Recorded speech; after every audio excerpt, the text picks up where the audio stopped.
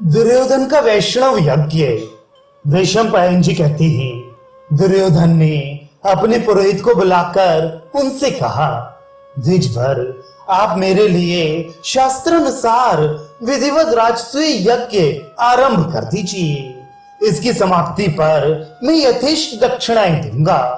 इस पर पुरोहित ने कहा, राजन, युधिष्ठिर के जीवित रहते हुए आप यह यज्ञ नहीं कर सकते, किंतु एक दूसरा यज्ञ है जो किसी के लिए भी निषिद्ध नहीं है। आप विधिवत उसे ही कीजिए। उसका नाम वैष्णव यज्ञ है और वह राष्ट्रीय यज्ञ के ही जोड़ का है। हमें वह बहुत प्रिय है। उससे आपका हित होगा और वह बिना किसी विघ्न बाधा के संपन्न हो जाएगा।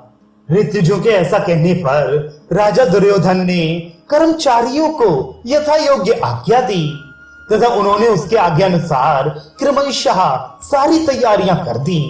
तब महामती विदुर एवं मंत्रियों ने दुर्योधन को सूचना दी, राजन, यज्ञ की सब सामग्रियां तैयार हैं। सोने का बहुमूल्य हल भी बन चुका है और यज्ञ का नियत समय भी आ गया है।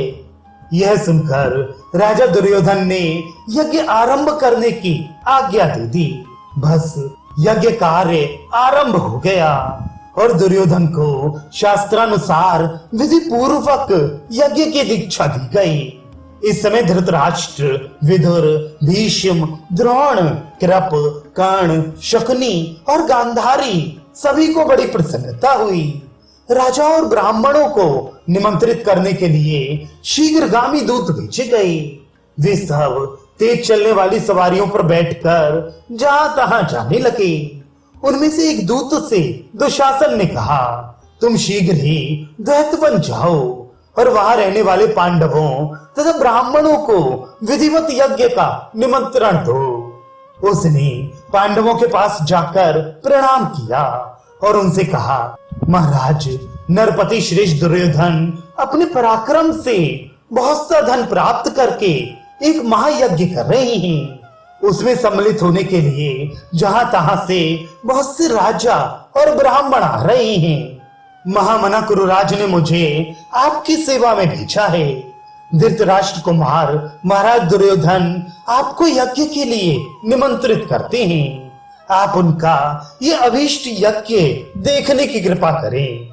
दूत की यह बात सुनकर राजा युधिष्ठिर ने कहा, अपने पूर्वजों की कीर्ति बढ़ाने वाले राजा दुर्योधन महायज्ञ के द्वारा भगवान का यजन कर रहे हैं। ये बड़ी प्रसन्नता की बात है। हम भी उसमें सम्मिलित होते, किंतु इस समय ऐसा किसी प्रकार नहीं हो सकता, क्योंकि 13 वर्ष तक हमें वनवास के नियम का पालन करना है।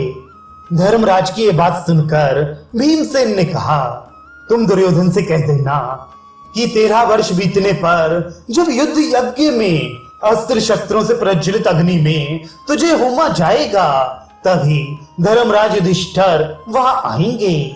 भीम के सिवा अन्य पांडवों ने कुछ भी नहीं कहा। फिर दूत ने दुर्योधन के पास जाकर सब बातें जो की त्यों सुना दी। अब अनेकों देशों से प्रधान प्रधान पुरुष और ब्राह्मण हस्तिनापुर में आने लगे। धर्मज्ञ विदुर जी ने दुर्योधन की आज्ञा से सभी वर्णों के पुरुषों का यथा योग्य सत्कार किया तथा उनके इच्छानुसार खाने पीने की सामग्री, सुगंधित माला और तरह तरह के वस्त्र देकर उन्हें संतुष्ट किया।